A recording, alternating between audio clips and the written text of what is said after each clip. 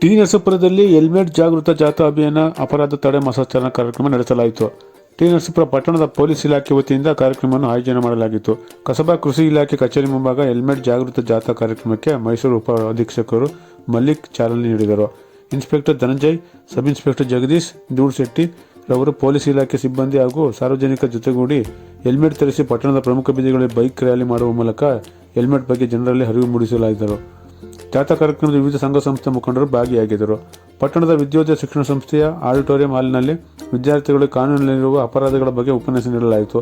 ಈ ವೇಳೆ ಅನಾಥ ಶವಗಳ ಮುಕ್ತಿದಾತ ಡಾಕ್ಟರ್ ಮಾದೇಶ್ ಅವರನ್ನು ಸನ್ಮಾನಿಸಿ ನೆನಪಿನ ಕಾಣಿಕೆ ನೀಡಲಾಯಿತು. ಹೆಚ್ಚುವರಿ ಪೊಲೀಸ್ ವರಿಷ್ಠಾಧಿಕಾರಿ Mallik, DYSP Raghu, police inspector Dhananjaya, ವಿದ್ಯೋದಯ ಶಿಕ್ಷಣ ಸಂಸ್ಥೆಯ ಉದಯಕುಮಾರ್, ವಿವಿಧ ಸಂಘ ಸಂಸ್ಥೆಯ ಪದಾಧಿಕಾರಿಗಳು ಸೇರಿದಂತೆ ಪೊಲೀಸ್ ಇಲಾಖೆ ಸಿಬ್ಬಂದಿಗಳು ವರ್ಗದವರು ಹಾಜರಿದ್ದರು.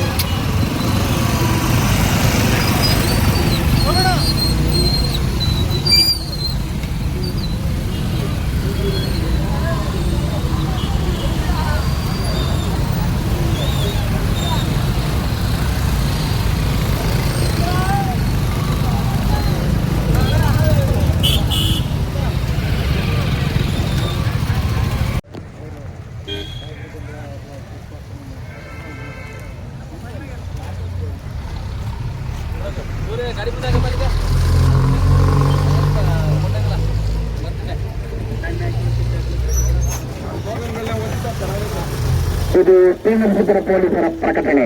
ಈ ದಿನ ಟಿ ನರಸೀಪುರ ಪೊಲೀಸರು ಸಹಯೋಗ ಮತ್ತು ಸಾರ್ವಜನಿಕರ ಸಹಯೋಗದೊಂದಿಗೆ ಟಿ ನರಸೀಪುರ ಪಟ್ಟಣದಲ್ಲಿ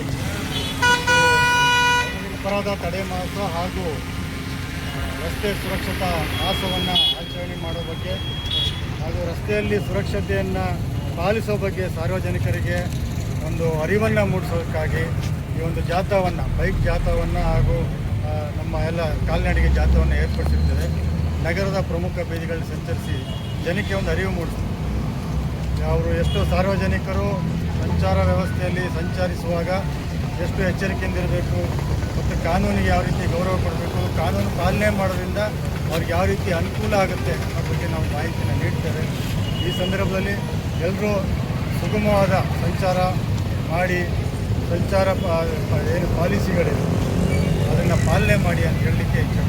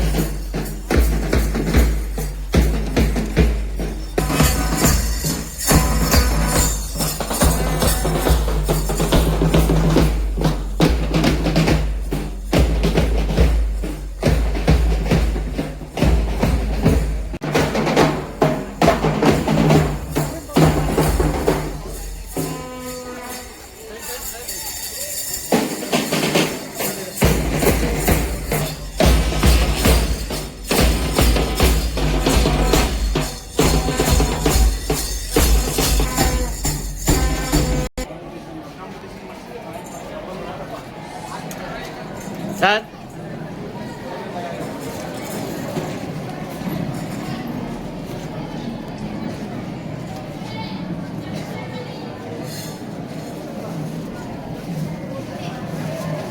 ಸ್ಥಳಗಳಿವೆ, ಅಂದರೆ ಎಲ್ಲ ಸಾರ್ವಜನಿಕ ಸ್ಥಳ, ಆಸ್ಪತ್ರೆ ಆಗ್ಬೋದು, ಅಂಗಡಿಗಳಾಗ್ಬೋದು, ಮೇನ್ ಬಿಲ್ಡಿಂಗ್ಸ್ ಆಗ್ಬೋದು.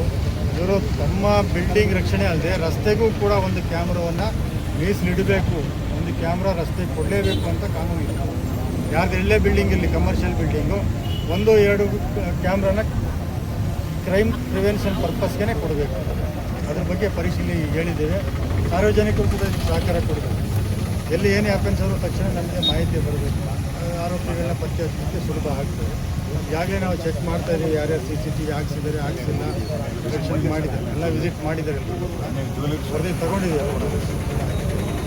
ಮತ್ತು ನಮ್ಮದು ಕೂಡ ನಮ್ಮ ಇಲಾಖೆ ಕಡೆಯಿಂದ ಕೂಡ ಇಂಪಾರ್ಟೆಂಟ್ ಜಂಕ್ಷನ್ಗಳಲ್ಲಿ ಹಾಕಿದ್ದೇವೆ CCTV. ಅದನ್ನೆಲ್ಲ ವಾಚ್ ಮಾಡಿ ಮಾಹಿತಿ ಮತ್ತೆ ತಗೋತಾ ಇದ್ದಾರೆ. ಮೂವ್ಮೆಂಟ್ಸಲ್ಲಿ ಇರ್ತಾರೆ, ಇಲ್ಲಿ ಮೂವ್ಮೆಂಟ್ ಆಗ್ತದೆ, ಕೇಸ್ಗಳು ಆಗ್ತಾ ಇರ್ತದೆ. ನಾವು ಹೇಳೋದು ಜನಗಳು ಕೂಡ ಅದ್ರ ಬಗ್ಗೆ ಅವೇರ್ನೆಸ್ ಆಗ್ತದೆ. ಒಂದು ಗಾರ್ಮೆಂಟ್ಸ್ ಮುಂದೆ ಜನ ಇರ್ತಾರೆ ಅಂದಾಗ ಬರೋ ವೆಹಿಕಲ್ ಸ್ವಲ್ಪ ಸ್ಲೋ ಆಗಿ ಹೋಗಬೇಕು ಹೊರತು ರ್ಯಾಶ್ ಆಗಿ ಹೋಗ್ಬೋದು. ಸೊ ಜನಗಳು ಅದ್ರ ಬಗ್ಗೆ ನಮ್ಗೆ ಸಹಕಾರ ಕೊಡಬೇಕಲ್ಲ.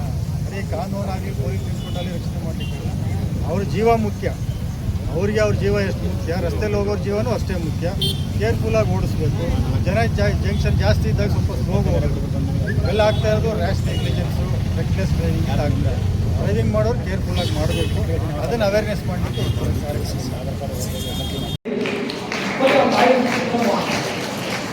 ಮಹಾದೇವಪ್ಪ ಮತ್ತು ಸುಂದರವರ ಸುಪುತ್ರರಾಗಿ ಸೇರಿಸಿ ಇದೇ ನಮ್ಮ ಗ್ರಾಮೋದ್ಯೋಗ ವ್ಯವಸ್ಥೆಯ ಒಂದು ನಿರ್ದೇಶಕರಿಗೆ ನಾನು ಭಾವಿಸ್ತೇನೆ. ಯಾಕಂದರೆ ಇದೇ ವಿದ್ಯಾರ್ಥಿಗಳು ಇದೇ ವಿದ್ಯಾಲಯ ಸಂಸ್ಥೆಯ ವಿದ್ಯಾರ್ಥಿಯಾಗಿ ಮೈಸೂರು ಮಹಾರಾಜ ಕಾಲೇಜಿನಲ್ಲಿ ಪದವಿ ವ್ಯಾಸಂಗವನ್ನು ಪೂರ್ಣಗೊಳಿಸಿ ನಂತರ ಅವರು ವ್ಯಾಪಾರ ವೃತ್ತಿಯನ್ನು ವಹಿಸಿಕೊಳ್ತಾರೆ.